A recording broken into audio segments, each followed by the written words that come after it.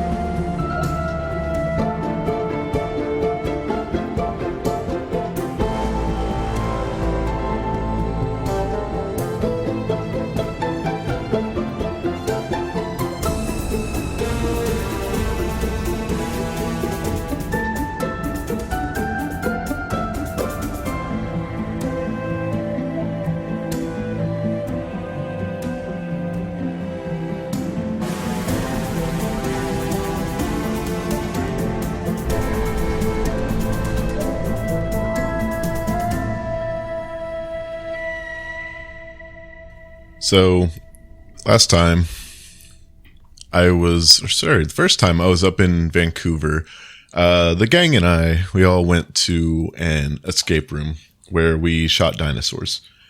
And it was a lot of fun. Great experience. But James said something there that has been living in my head rent-free since he said it. And it's just the fact that, like, in our group, we all have a bunch of very weird skills and we do work very well together. And I kind of realized last night as I was falling asleep that we could be a band. And I don't know what genre we would play, but I'm just saying we got James on bass. We got Dunk on keyboards. I can play drums. Freeman. And Scott is obviously the charismatic mullet frontman. Excuse me? Well, I mean, it would be hype man because I can't sing. So basically, it's got to be like new metal, I think. Yeah, I mean, like, that's just frontman. I love new metal, so I'm here for it. You would not believe how many times I've seen Mudvayne live. We'd play like a Baroque black metal polka. That's what I was thinking, because I'd play the accordion, obviously. Well, no, I think given last episode, you'd be the manager that stabs us all in the head. Takes our money. That's right. Get him, Dunk. But also plays the accordion and the tin whistle. Start making us call him Colonel Freeman. I think it would be a really, I think a band, I know where you're coming from, but I think a band would be a bad idea because James would want to do ska or pop punk, and I would rather die. Okay, so Freeman's out of the band because I'm on board for both of those other ones. I'm on board with both. We don't have enough people to form a ska band, so it would have to be like real ska, like Trojan label ska, or it would have to be pop punk because you only really need one person to do that. That's true. But God, yeah, just, I don't know, like, we do have a very weird, like, set of skills in terms of just, like, our personalities and the way that we work together. Like, it was, I don't know, just a lot of fun hanging out with y'all. And I guess I haven't really talked about the trip to Vancouver that much since I got back. But yeah, Sorry, Dunk. Yeah, we purposely made sure Dunk couldn't come. Oh yeah, no, I was busy sleeping several time zones away. I actually tried to see if we could figure out how to get Dunk here. Dunk and I had a conversation about it. It was like, what can we do to make it happen? And it didn't really pan out. Yeah, someday, But definitely someday. Yeah. and then the band will be united, and then And then I'll be on my way out. we'll get the battle of the bands on the go. I guess it is kind of a wonderful thing though, because you're right. We have all these different things that we add to the group, and that is usually what musters a really great creative cooperative experience. It's not, if you're all the same person, you don't really produce anything interesting. I would argue you produce just something very specific and very it's something without a lot of variety. To have all these different personalities and different skill sets kind of pooling in on the same thing and managing to make it work without having too much friction, that's what usually creates something really beautiful. It's not about being the same people that want the same thing. It's about being different people that want the same thing. And I think it works pretty good. That was very genuine, Freeman. But I asked a question, and I said, what would we name our band? The Barn Suckers. No, wait. No. The Barn Suckers. Yeah. Thinking about the context of it, let's strike that from the record. That's worse than the Barn Muckers.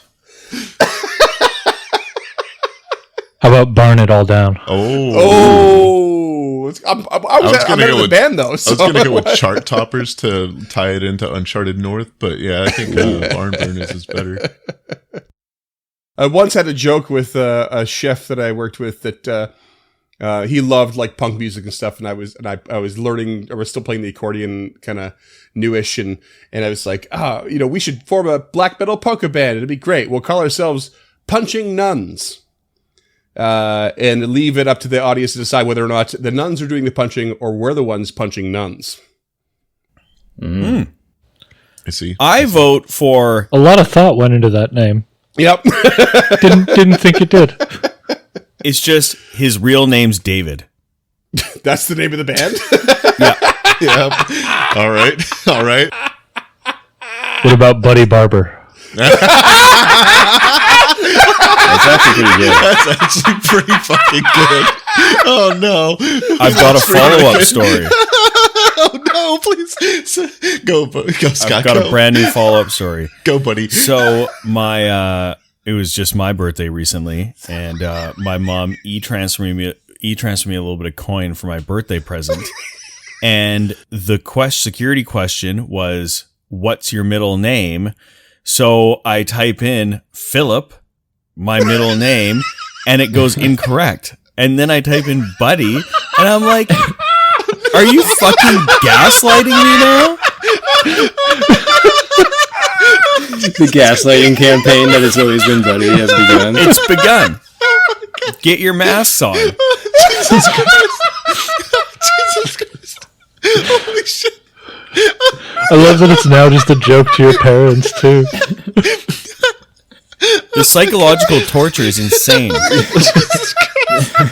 I do feel real bad for you, bud. That's New that's Patreon goal. Therapist for Scott. Oh, fuck. That's so fucked. And maybe some oxygen for Freeman. No. Yeah, we've lost Freeman. All the oxygen is gone from his head. He's going feeble-minded. Yeah, he's like purple. He is a little bluish, isn't he? He's changing colors. He's a concerning shade. Just breathe. He is, but it's only in one direction. That's the problem. Well, he's so far away from the mic, the listeners are just going to be able to hear these little giggles throughout the whole intro. You need to inhale, Freeman. Inhale.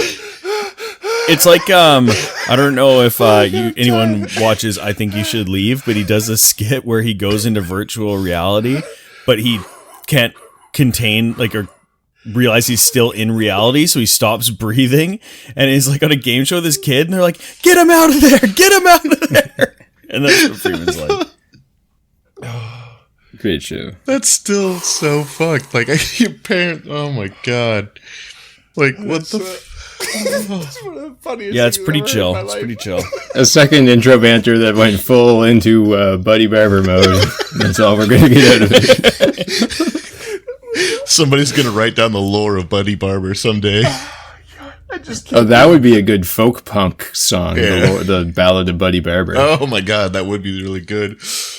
I just can't believe they're still haunting you with it to this day. I know, that's so fucked up. Also a good song title, The Haunting of Buddy Barber. Pretty chill. Oh god, this is the funniest shit ever. My neck hurts so bad from laughing too much. Oh, Oh god. All right, Freeman, you Happy got a belated birthday, by the segue? way. Oh, wait, no, it's Cam. Cam, you got a segue? I did the segue, and then everyone else came off the top ropes with stuff this time. It was a good segue, too, but it got lost to time. It's Buddy Zone now. Speaking of the buddy system, we're gonna need one for Krucka. Hey, that's not bad. Ouch. Yeah. But also, yeah, suck it, Baron. What the fuck, man? Yeah, sorry about that. That's a phrase that I use lightly. Yeah, so Dunk we're not sure what the outcome here is, but Dunk does have a backup character that he's working on building in here just in case. But let's let the players here role play back into the situation here where the Wisp was attacked. It was a big old pain in the ass. They really honed in on Krucka. And then when finally one of them died, they all sort of retreated, and Belcora waltzed into the room again, a second time in a very short amount of time, to tease you, antagonize you, to insult you, and literally just turned Krucka into a below animal intelligence, like, creature. Like, you just wiped his mind clean. And I can only assume that he just sort of goes a bit slack, drops the axe on the ground, and just stands there with the blankest expression possible. What do you all do? He looks like he's thoroughly searching the walls, but there's really no intention behind it. It's instinct, pure instinct. What would you like me to roll to identify what has happened to our good buddy Krucka here? Yeah, I was going to use quick recognition. Yeah, do that. Yeah, do that. Whatever that is, do it. I can recognize spells with a free action. You recognize the spell, perhaps. What are the parameters for that? If it's in your spell list, you get it automatically? Something along those lines? Yeah, and if it's a rank 10 or lower, I just automatically identify it. Rank 10 or lower. Wow. If it's in your spell list, If you're a master... no, sorry, 6. Rank 6 if you're a master. Rank 6 or lower if you're a master, and you are a master in Arcana. So arcane Yep. spells, arcane spell list. To save you the effort, it's there. Sure is arcane and occult. Okay. Yep, you know it as Nevermind. So I listed off the effects there last episode. It would have basically just made him stupefied instead if he had failed or succeeded even. But with the critical failure, it has stripped him of pretty much all of his mental faculties. And you know exactly what's happened. As soon as she retreats, you just hear the clank of metal against stone as, in shock, Raphael drops his longsword and just stares blankly over at Krucka, which I assume is being reciprocated. Well, that's up to Freeman, because I got no fucking agency anymore. Yeah, like you just met with a blank stare. Even if you manage to catch his eye, it's a look of with a complete lack of recognition or stimulus. Never mind. And he will jump over to Krucka put one hand on his hip and just try and get his eyes to follow his finger to try and establish the damage that's been done. And he will then begin to explain to Lump and Tulok that he has been cursed and his intelligence is bestial at this point. Cursed. We've had to deal with afflictions like this before. With Jal. And Tulok looks down at his hands, walking from the 5-foot hallway around the corner to take in the scene. And he sees Krukka staring off into the distance. So, Tulok has Cleanse Affliction. Indeed. Something new with the remaster. And he does have it heightened to 4th level. To take care of curses. Indeedly. So, Tulok will approach. Now, it's been a while since we've done a counteract. The counteract DC... Yeah, you have to basically roll a... you can roll your I think spell attack. Spell attack roll or occultism, I think. Maybe if you wanted an option, maybe. Nope, it is spell attack. Spell attack roll. You have to meet the DC of the spell. And even then, it might not work. So that'll determine your outcome. So that's the first thing you got to do is roll against the DC of the spell. And then if you succeed, it'll be, you counteract it if it's no more than one level higher than your effect's counteract level. Tulok's hand is shaking slightly, realizing the power of Belcora and how difficult this could be.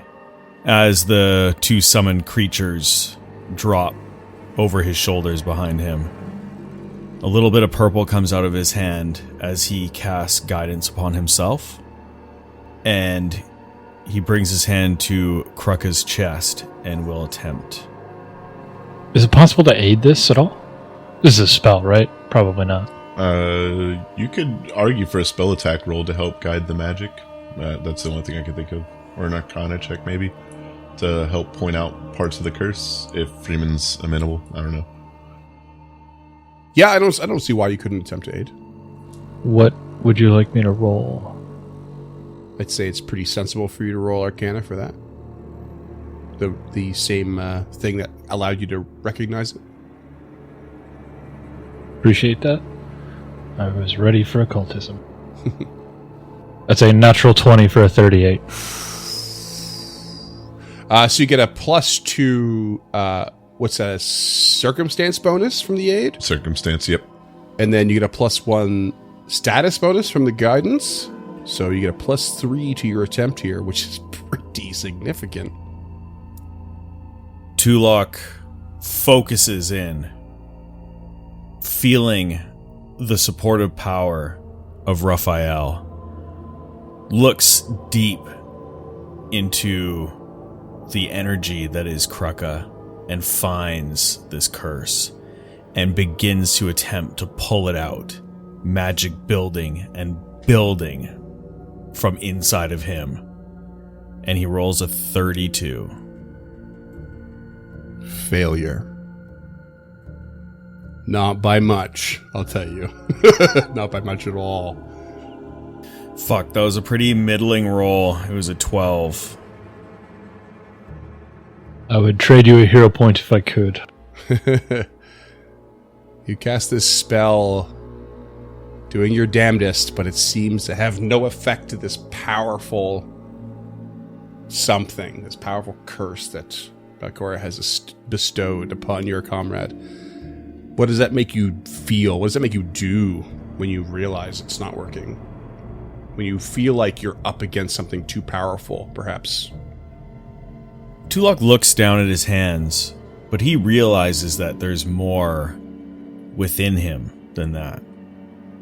So, the 12 is what we call it, but for him, he just feels that that was average. Mm-hmm. Can I double down and try again? I don't see why not. So I will be casting without guidance. You can wait. We have time. Unless you just want to send it.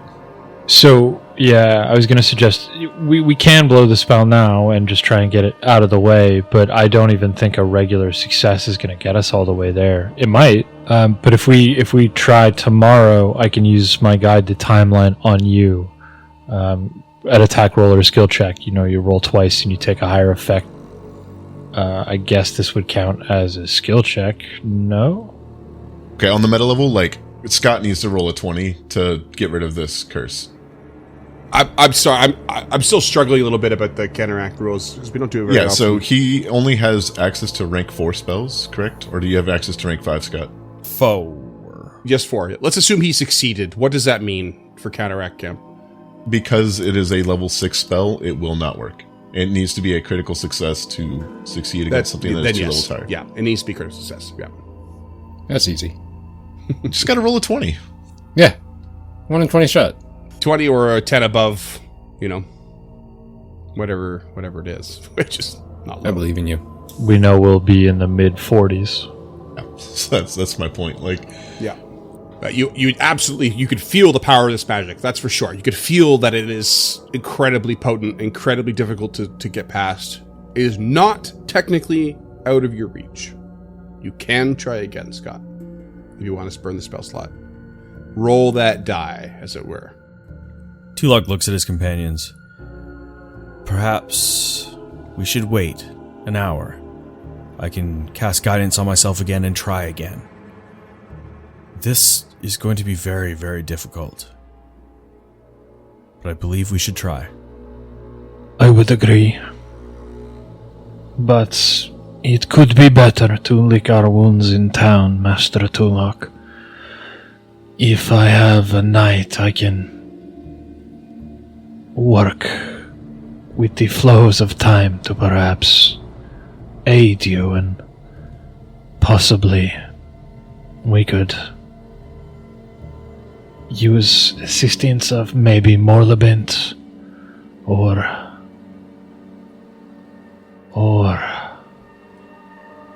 the Dawnflower.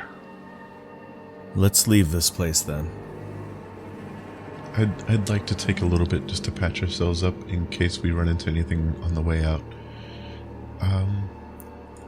Krucka, if you're in there, please hold still. And Lump will begin to treat some wounds. And Tulok has a look of defeat on his face. Because he has been pressing so hard to continue to move down and move forward and to push.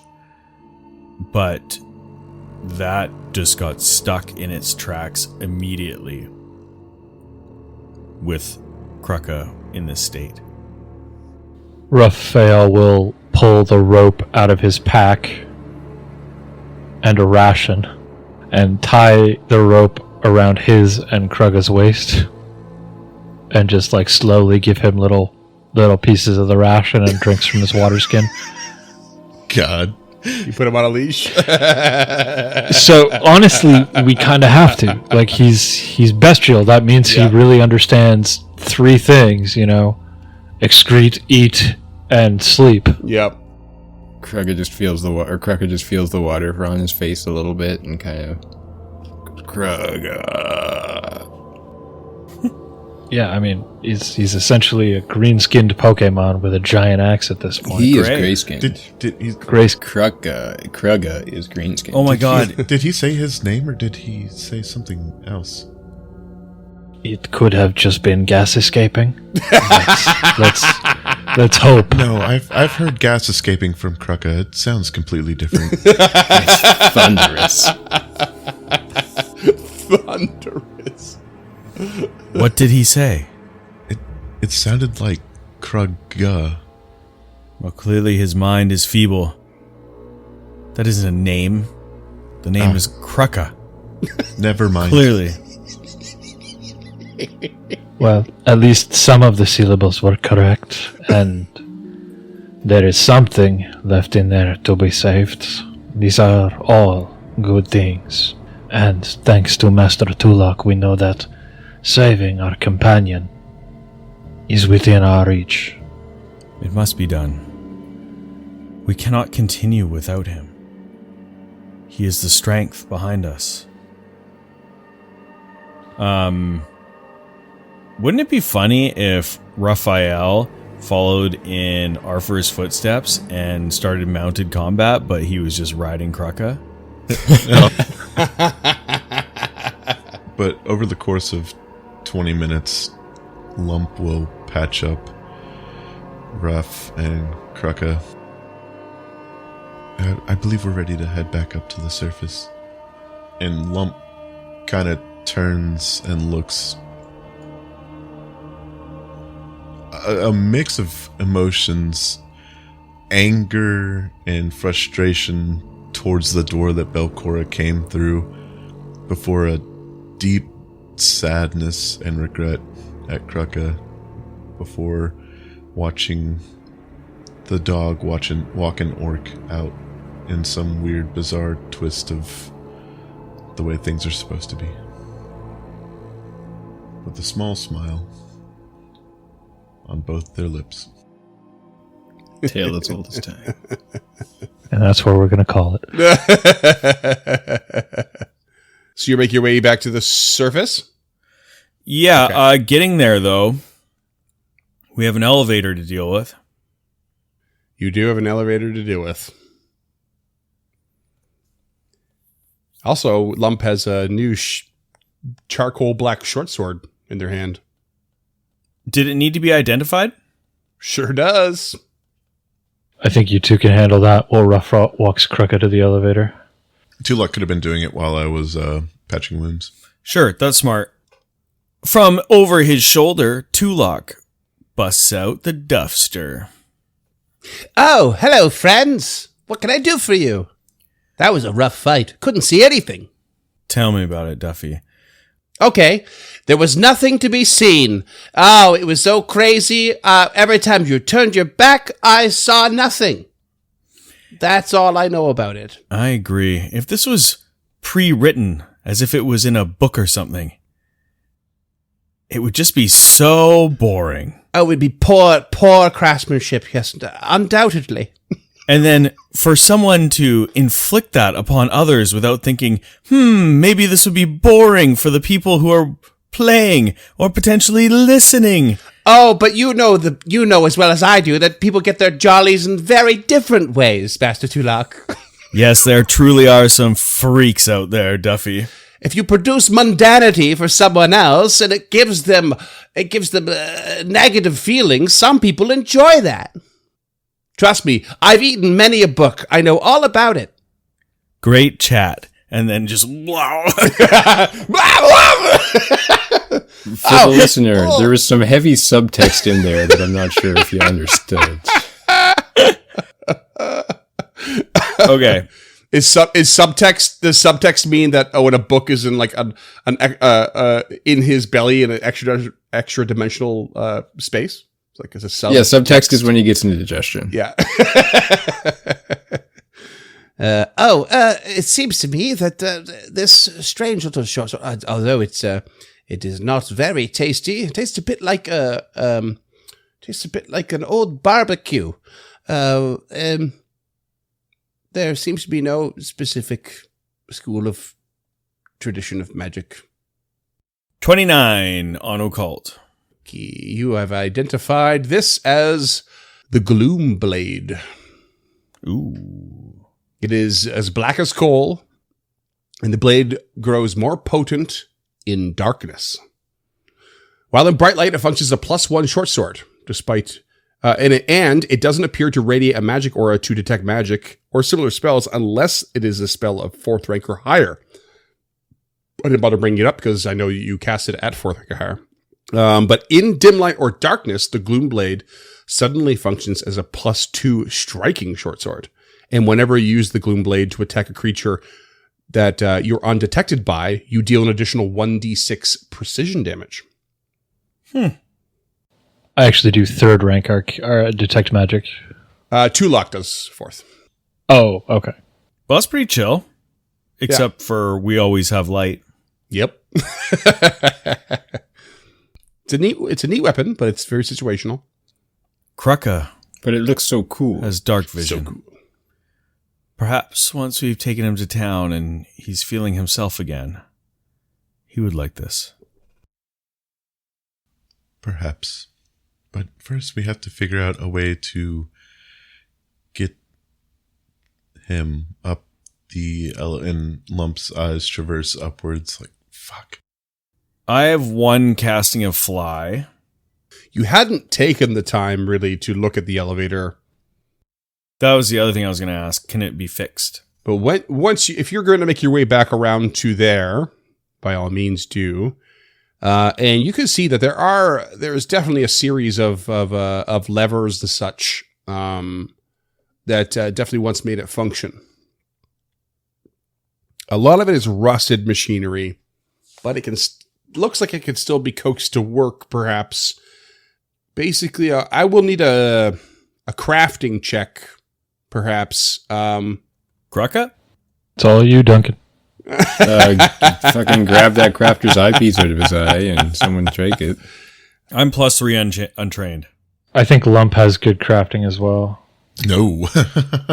I gotta say this. It's gonna be that it's not so much that you need crafting checks and understand how it works. It's just gonna take. It's gonna take time. It's gonna take you an hour to kind of figure out what these controls do, because they seem to be very unintuitive. There's a few different levers. There's 4 different levers in different spots, and none of them seem to just at a flick of a lever make a difference in what it's doing. And you have to kind of trial and error it. And then once you do, after this hour, I'll have to get you to roll a flat check to operate it. But you could also, after this hour, roll a crafting check to see if you can repair parts of it to reduce said flat check. For the sake of saving some time, Tulok, you want to go ahead and try that other one since it's going to take us an hour anyways? You can guidance and maybe we can get our boy back on a 5% chance. Yep. Once the hour passes and Tulok feels ready again, he will stand beside Raphael, who is holding the leash, and is going to attempt again. Ruff attempts to aid a second time with a 24. His hand on the chest of Krucka, magic begins to radiate. He has doubts in himself now, knowing how powerful the magic is and having failed before.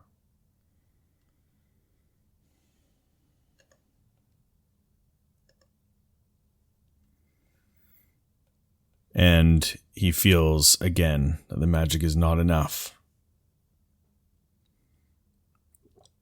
25. And he rolls a 25 modified up, but still not enough.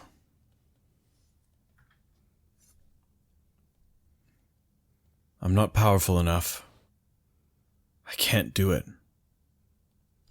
We must get to town in better situations. We need rest, recuperation, strength. You cannot do it yet, Master Tulok. Ruff will pull the crafter's eyepiece out of one of Krucka's pouches and attempt a crafting check on the elevator. Is that what you call his eye sockets? Pouches? You're just always wearing just a one jeweler's eyepiece? Yeah, he looks so cool. He's going for the steampunk kind of thing. Okay. Is Ruff the only one that's like reasonably capable of making this check? Yeah, looks like it. Nobody's reasonably capable of making this check. You are the most unreasonably capable of the group. Yeah. To 17. Sorry, that's an 18 with the +1 for the crafter's eyepiece. Tulok cast guidance on him. Yeah, it's not going to do it. So you feel like you can get this thing working, but you have a DC 11 flat check ahead of you to make it work. Because basically you have to pull these levers at different times, different timings. It's not just like a pump, pump, pump in rhythm. There is like this particular method to doing it, probably for, stopping people from using it all the time. She built the stupidest fucking elevator of all time. This is just how early hydraulics worked, man. They're essentially steam powered. So 2 go up, 1 goes down, and then the steam, and then the other 2 would relate the pressure. I think. Tulok takes a look at it, you know, being a crafty guy himself every once in a while. Rolls a natural 20 for Nice. 23. Raphael, I believe you said to put 2 down and 1 up at the same time.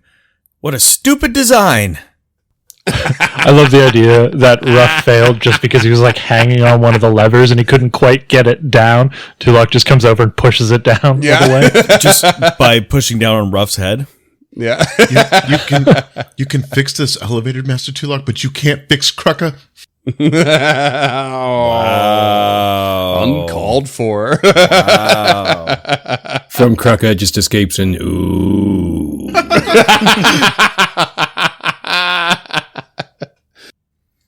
We're falling apart. So with a natural 20, you actually rolled less than what you needed for a success, but the natural 20 increases it to a success.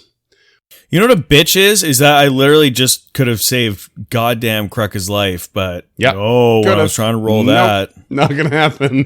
Big 12 guy. Now you've reduced the flat check to a 5 instead of an 11. So you have a 20% chance of this thing operating appropriately. On a critical success, the flat check would have been a 1, but because your roll was a 23, the DC was 24, we didn't quite get a critical success. I rolled a 10. Perfect. You get the elevator operating, and you reach the next floor. They move to the teleportation circle, teleport, and GTFO. GTF fucking O. The O stands for Otari. G stands for Galarian. T stands for Tamale. The F stands for fuck you, Baron. Galarian Tamale, fuck you, Bono Dari. GTFO. That's a pretty name. I like it. Me likey. You make your way back to the home front. You've got Krucka on a leash in tow, walking into town. It is going to be, by the time you arrive, 7:15 at night. Before we left, Ruff picked up his longsword. Oh, you dropped it? Yep. Flavor text when he realized that Krucka was stupid. Oh, okay. Yeah. Did you pick up Krucka's But axe? what they didn't pick up was the ghost touch whip. Ruff can't carry his axe. You drunk? Duffy's like, I don't know if that's going to fit, boys. Sharp end out one side, handle at the other. But Freeman, real quick for the audience, not me, because I know exactly what day it is. What day is it, and how long has it been since I placed my order for my resilient room? It is the 15th. It is the 15th of Lamashon. The order will arrive in Absalom tomorrow and arrive back in Otari in 3 days. So it takes 3 days each way? 2 days each way. Okay. What now? To the Dawnflower? Not to be rude to the clerics there, but I don't believe any of them are more powerful than yourself, and so it's going to come down to you or a trip to Absalom to help Krucka. We could take him to the Dawnflower to deposit him there for safekeeping, if you wish to immediately turn around and go back in. But that is how I see our options at the moment. What do you think, Raphael? My experience with curses in this form is limited at best. I assumed that perhaps we could find someone in Otari who would be able to aid us in the dispelling, either via casting or through a more consistent ability to direct Tulok to the source of the curse. I don't know how the fuck to say aid in character. That was pretty good. Yeah, you were doing a great job. Thanks. Perhaps we should bring him to the Dawnflower, just for some peace and some rest. We can try there. And Tulok turns to Lump and reaches into his back pocket, a little sheepishly even, and pulls out the masquerade scarf and offers it to Lump without really saying anything, because after they left and Lump said they're not Sal anymore, he's unsure as to what Lump will do. Lump shakes their head no. I'm done. Sal is dead, and if they're going to get the pitchforks to come get me, then I will retreat to the vaults, and I'm familiar with those. The upper levels are safe, and I can begin to make my own sanctum there instead. But there is no more Sal. He is dead. There is only Lump. Ruff will hand Lump the reins to Krucka, or lead, or whatever we're calling it. Come on, boy. There's a nice bit of hay over here. It's so good. If you would make it to the Dawnflower, I would catch you up. I would like to consult Warlewin. They had some insights for me earlier, and I think perhaps they maybe have something for us now. Possibly. It couldn't hurt. I mean, we're here anyway.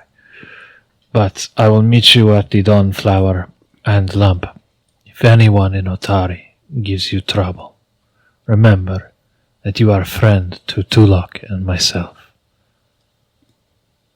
And we shall protect you if required. But it will not be, of course. Lump's lips kind of purse. Like, you can tell they're on the verge of crying just a little bit at being told that they're friends. Even though they've adventured together for a while now, like, it's still just a fantasy in Lump's head. And so they'll just nod and, Tulok, do you mind coming with me? Me being me is already going to be a lot for them. Me leading a hero of Atari on a rope, there will be questions, and I'm not the best at talking to people politely. I will come with you, of course. But perhaps I should be the one leading Krucka. I don't want people to get the wrong idea too quickly. You are correct. And Lump will hand the reins over to Tulok. I didn't even think about that, but imagine the heroes of Atari coming back in bondage from the gauntlet. Like, yeah, that would probably incite a riot. Yeah. I can see that happening. Yeah. People are like, is it a sex dungeon? It is now. Because we got fucked in there. Something ain't right. Episode title. Tulok takes the reins and boops Krucka on the nose with a rolled up newspaper. Ooh. Off we go. Off we go. And yeah, as they head through town, what are the looks like? Does anyone stop them?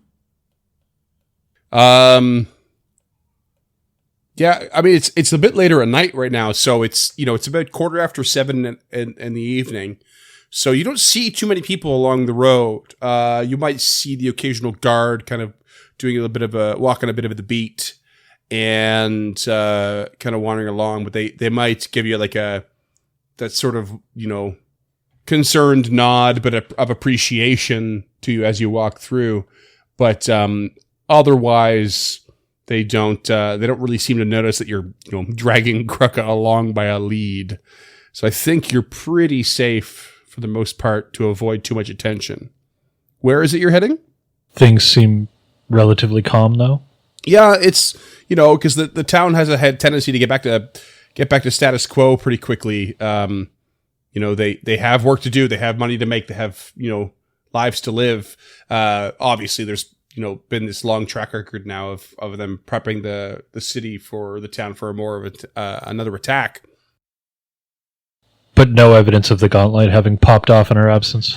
No, nothing like that. You can see that faint glow in the distance, and there's a certain edge in the guards for that alone. But otherwise, if you went down by the Crook's Nook, you would certainly see some people in there having a drink, and definitely down at Tammany's, and end of the day's labor kind of evening like usual. As they're walking through town, Tulok turns to Lump and says, I do respect you for wanting to move past Sal and forge your own path in life. But the name Lump, was this name given to you, or did you choose it yourself? The name was given to me, but there's a certain level of empowerment that comes from taking something that was given to you to harm you and making it a strength. I am open to new name suggestions if you have any, but I am not offended or denigrated by the word lump.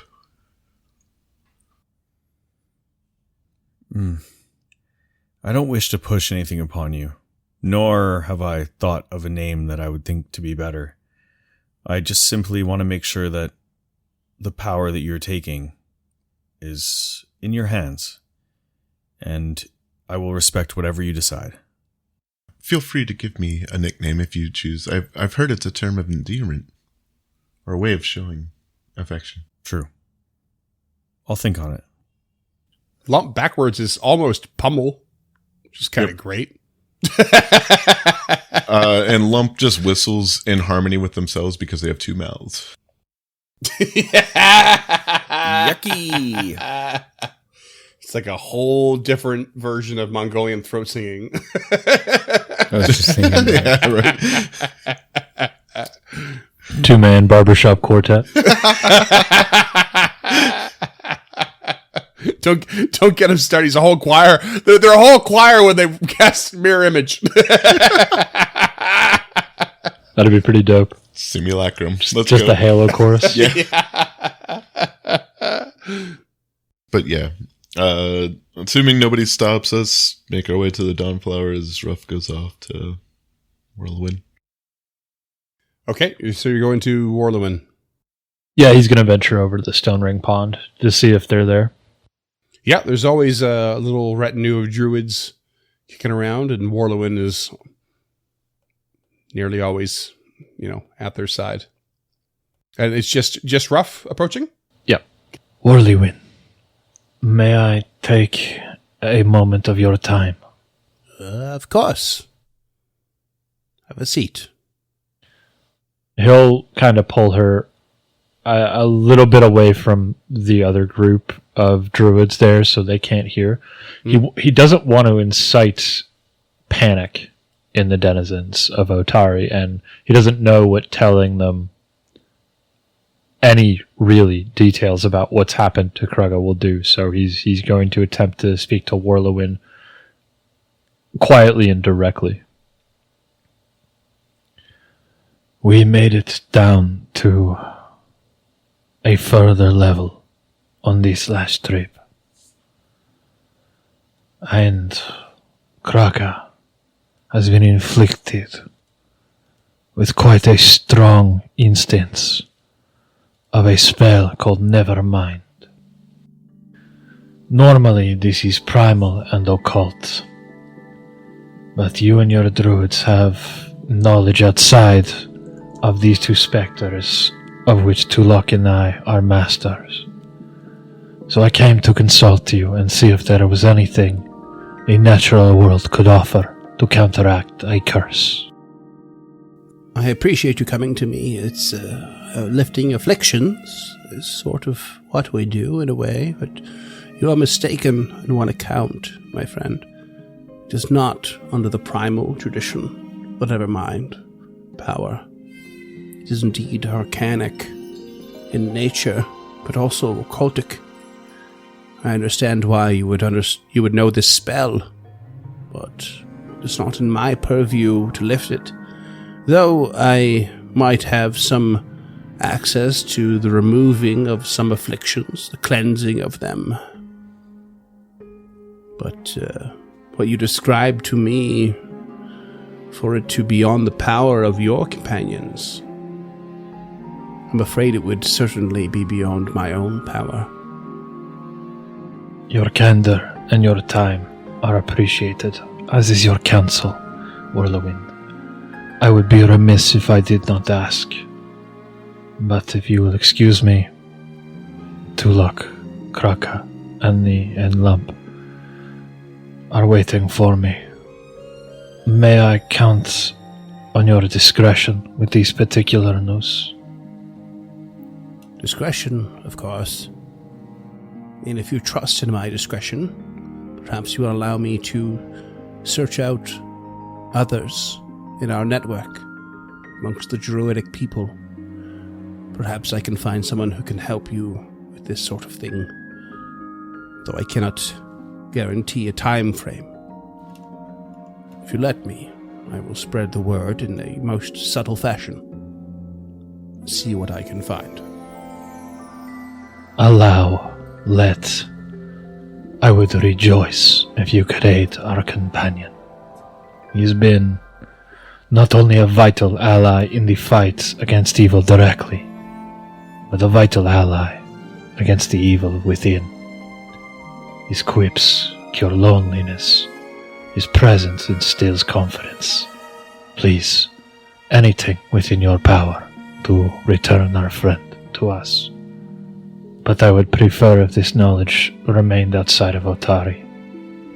Their citizens have enough to worry about with the oncoming onslaught, and I'll gesture to the gauntlet.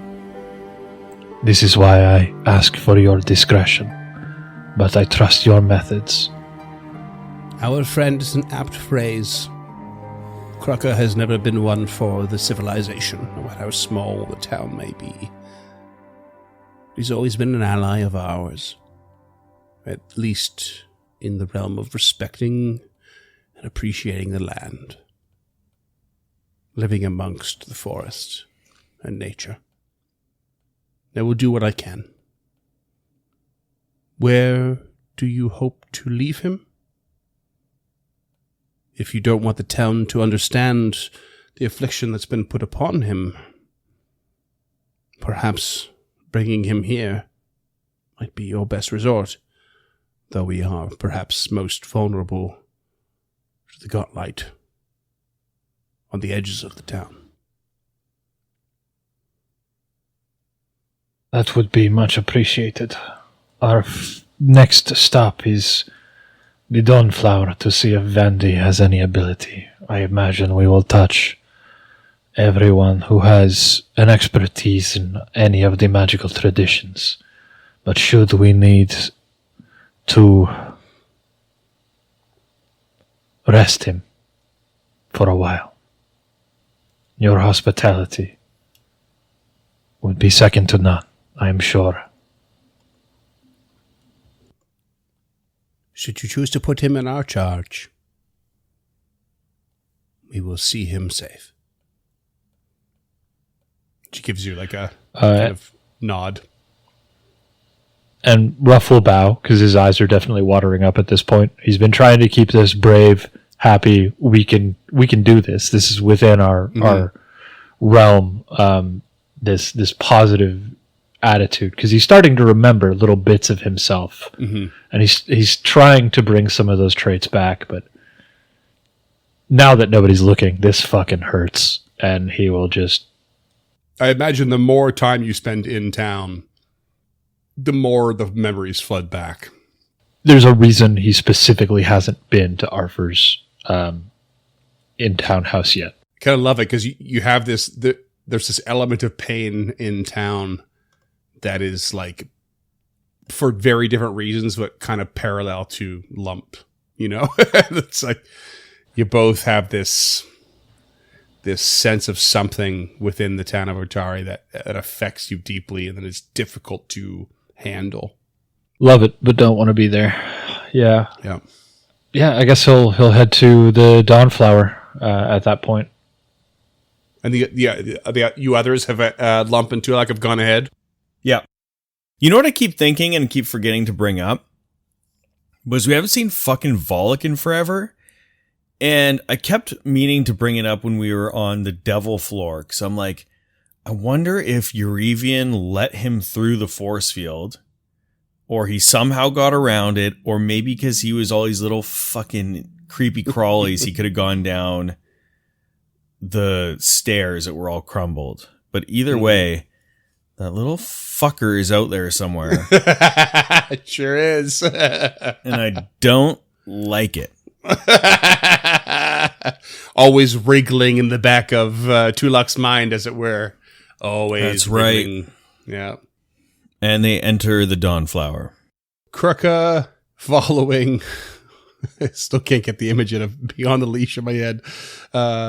Following Lump, or in town known as Sal. I did specify that it was tied around his waist. Yeah, it's so good. And Tulak into the Dawnflower Library.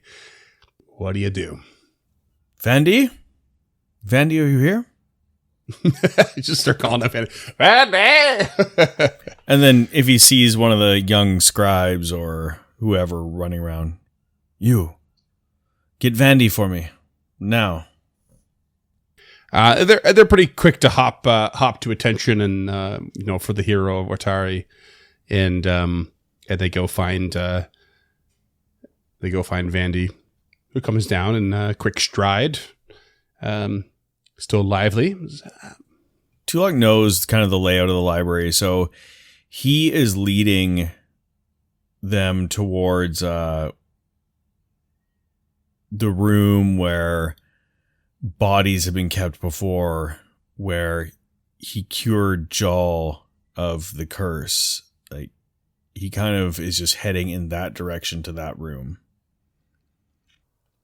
Vandy meets up with you quickly, and says, "Oh, Master Tulak, it's so good to see you.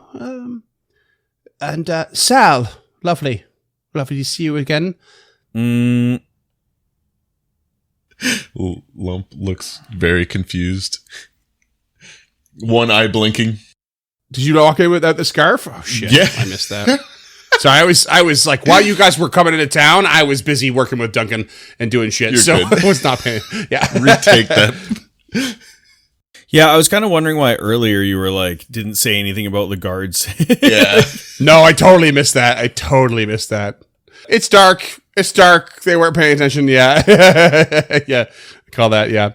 So, okay. So when you come to the Dawnflower Library, they're like, "Oh, Master Chi's like,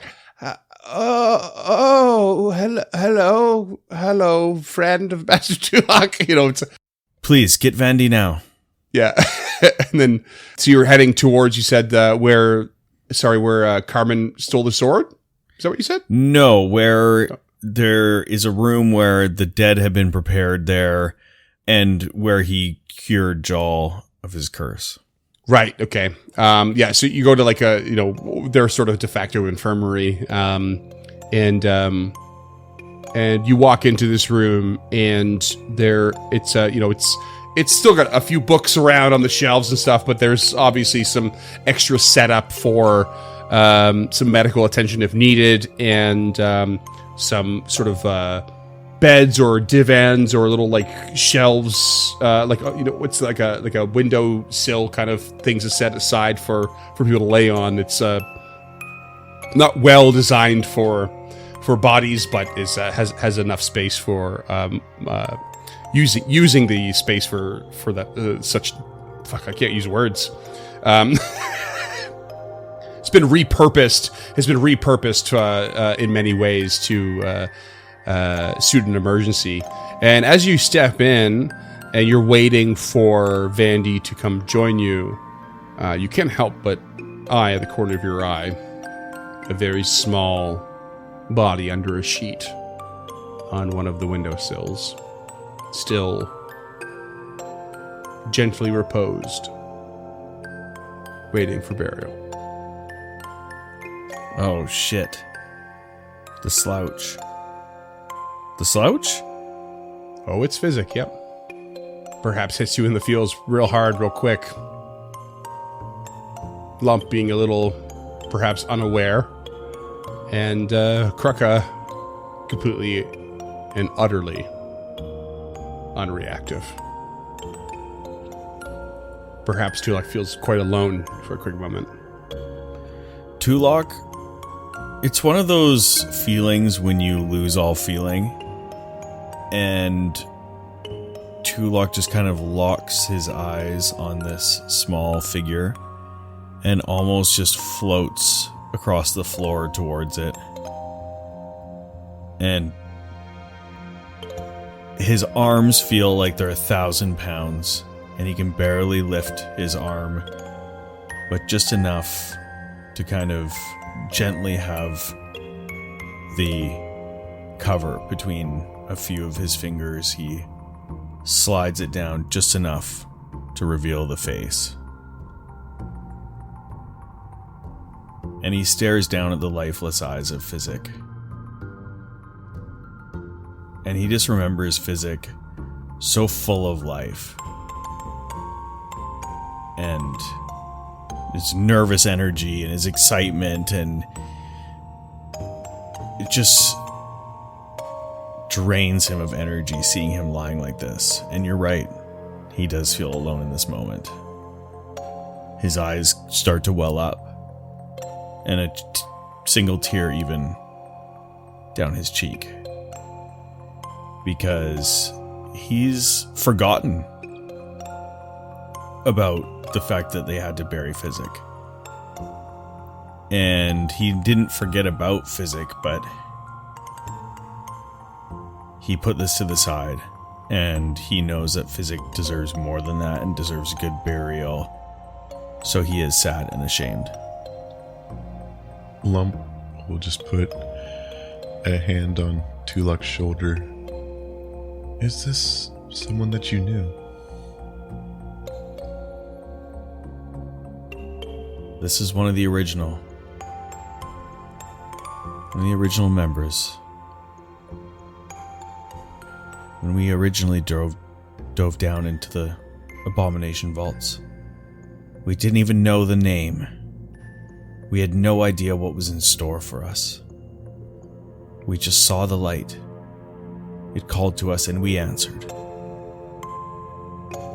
And now they're all gone, and more. And yet here I am. I remain.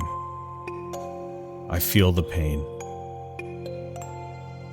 And yet I push it aside. But what is the toll?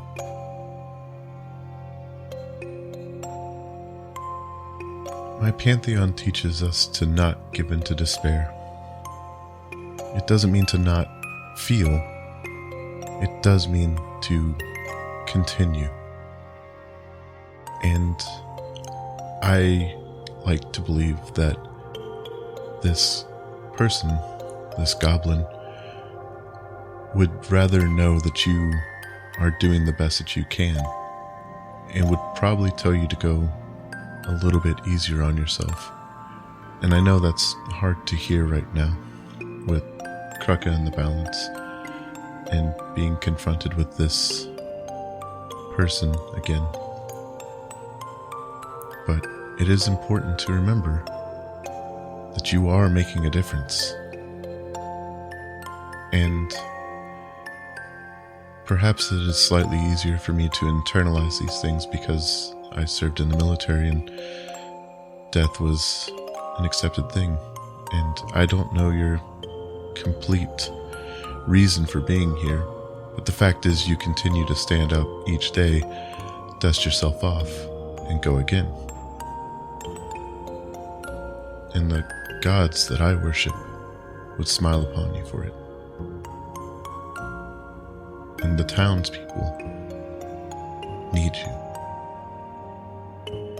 Tulak wipes the sleeve across his cheek, smearing the tear. He continues with his eyes down at Physic, but I think that he gains a little bit of hope from this. and just kind of gently slides the blanket back over Physic's face. I will continue, and I will never stop. Whatever toll it takes upon me, I will bring to Belcora fivefold. I know we've failed. I know she lives, and Volok lives. But we will not retreat, and this will not be our last day. And we will heal Kruka, and he will fight another day. And with that, he turns and just starts to walk back over towards getting Kruka settled. And Vandy walks in. Master Tulak. Yes. And immediately it was like, turns to Lump. And friend? Lump just flashes two toothy grins and gives a small wave like, hi. Friend, perhaps you met or heard of Sal. Oh, I met Sal, of course. I met Sal at the Otari fishery. Vandy was there, right? Hold on. It was don't think Tamily. so. It was Oh, Tamily no, and it was Galentine. Tamily and Galentine. Never mind. Galentine, Okay. yeah. Yeah, my bad. It's been a long time. Yeah, it's been a bit. Yeah. Sal, yes, I've heard of Sal coming through. One of the newest of the heroes. Well, this is Lump, and they are our companion. Merely, they were disguised as Sal, their previous self, before the horrors of the Abomination Vaults were worked upon their body. But Lump remains strong, and good-natured, and kind, and helpful. They have joined our cause. It's a pleasure to meet you. My name is Lump. Tulak is too kind in describing me. But Kruka here is why we have arrived on your doorstep tonight. Of course, a very curious look is across her face, but not one that is, too nervous or too anxious or too disturbed. But she gives a little curt nod, but gives you, Lump, an eye of, I'd love to know more, but is happy to move along with your direction towards Kruka. Okay. Nice to meet you. We need for you to keep Kruka here. He's been cursed by the ghost. And Tulak catches himself because I don't think he is necessarily ready to say Yeah. what has exactly done it. So he catches himself and he says, a ghost, a spirit down there. I see. And I need to remove this curse, but I need more power. I need time to sleep. I need energy and to regain my strength before I can try again. Well, of course, you can rest here if you need. Why do you come to me exactly, though? What is the nature of this curse? It is called Nevermind. I'm simply here. Perhaps you could help guide me. Perhaps you knew something of this curse. But perhaps, moreover, it's just you and this place brings hope to the city and to me. And it's just a place where I think we should try to do this again.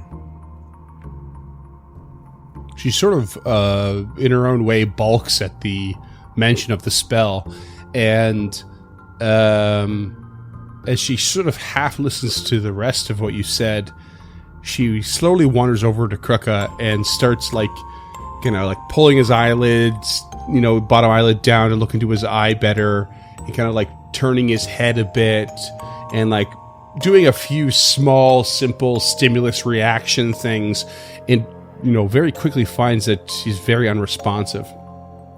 And this look of concern really just furrows her brow, and And she kind of shakes her head and turns to you and says, I was not quite ready for the significant impact of what you've brought here.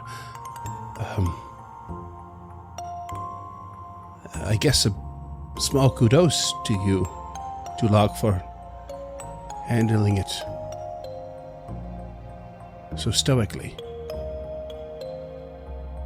But he is gone, isn't he, in his mind? I'm familiar with the spell in a way. Sorry. I don't know why it's the smell. The smell. It's the smell. Stink of orc in the morning. It's a proper slip of the tongue. That's going to be a good When he's not at his hut, he spends his nights here romancing me. Oh, shit. I'm familiar enough with the spell, but it is certainly beyond my power to counteract. He was hit quite hard with a potent magic, wasn't he? Truly. Kraka might have been one for a simple life. He was not a simple creature. Seems to me this is an incredibly cruel injustice. He was so smart. It's cruel to rob him of that. He actually owes so many books back to this library, like an unreasonable amount. You will never see those books. I always forgave the loans because he loved his reading. Wouldn't pay if he could.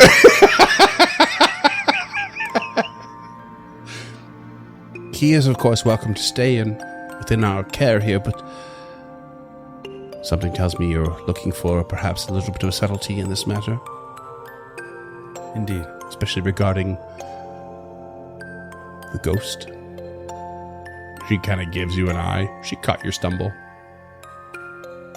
But I'm afraid it'll be difficult to keep such a secret here within the Dawnflower Library. Again, he's welcome to stay, but perhaps consider your options. We will, and I appreciate your candor. We need to rest now. And rest you shall. Are you going to stay here in the library or depart to your homes? In fact, I think Vandy would even suggest, if you would consider it, Morlevent might be a more subtle place for Kraka to exist for a while. Not a lot of traffic in that shop, and Morlevent Wow, will surely shade. understand. Well, by comparison to a public library, you know. Thank you, Vandy. Morlevent will surely understand the condition and perhaps even find some help within the lost mind of this wonderful creature. Tulok nods, grabs the reins, and goes and leads him out. It goes, what? Sorry, the listeners can't hear that. Yeah. The listeners can. You can't. Okay, I didn't hear it. I think Discord just blocked it. I just did the little horse clicky noise. Oh, okay. Definitely didn't hear it. Yeah. And Tulok picks up the reins and leads him out. You make your way back towards the middle of town. And as you head to, well, actually, Odd Stories is a little bit northern portion, mid-north. And as you cross one of the bridges, the bridge by the Crook's Nook, to make your way to the Odd Stories, you hear a bit of a kerfuffle to the south, down by the Otari fishery. In fact, you hear a kind of a raucous, roaring kind of panic almost, as as you crossing the bridge, you can see people are pouring out of the venue. Where again, there's usually like a games night most nights after sundown. There's people playing dominoes and checkers and poker and what have you, and enjoying a drink and a bite. And it's a very popular joint, and people are pouring out of it in a bit of a panic. I mean, That's not our business, Tulok. Let's carry on.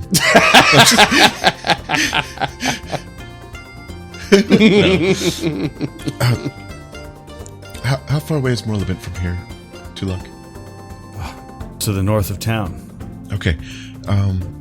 Let's tie Krucka off here and go help with whatever that is.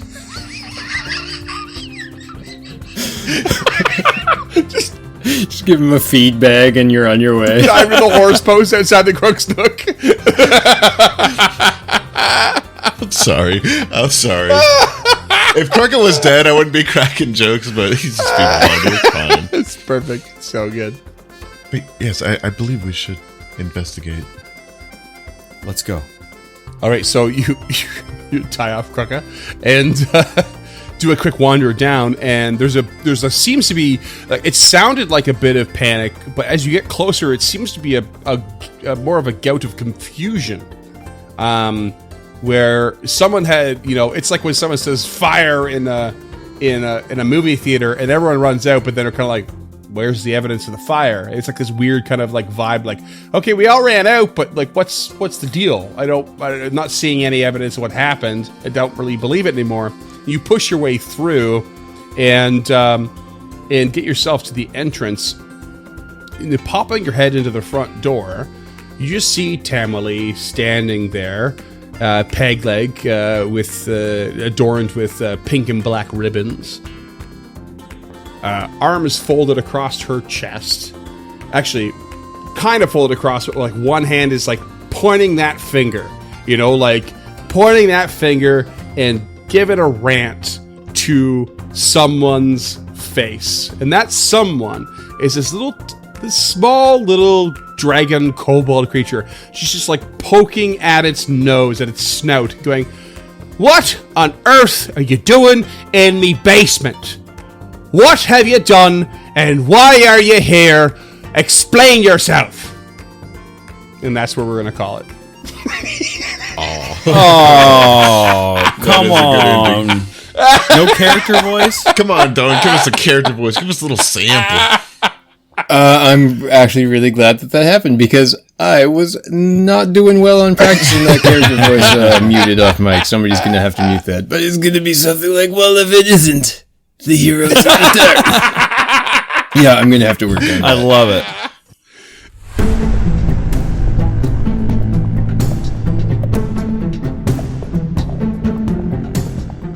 Stemming the Tide is an actual play podcast of the Adventure Path Abomination Vaults and is produced by the Uncharted North Network. Stemming the Tide uses trademarks and/or copyrights owned by Paizo Inc., used under Paizo's community use policy. We are expressly prohibited from charging you to use or access this content. Stemming the Tide is not published, endorsed, or specifically approved by Paizo. For more information about Paizo Inc. and Paizo products, visit paizo.com. Music is composed by Will Savino and artwork by Greyhood. Stemming the Tide is recorded remotely using Foundry Virtual Tabletop. If you wish to connect with us or support this project and projects to come, we can be found at unchartednorth.ca, patreon.com/unchartednorth, and on all major social media platforms. Links to all credits can be found in the episode description and our website. Thanks for tuning in.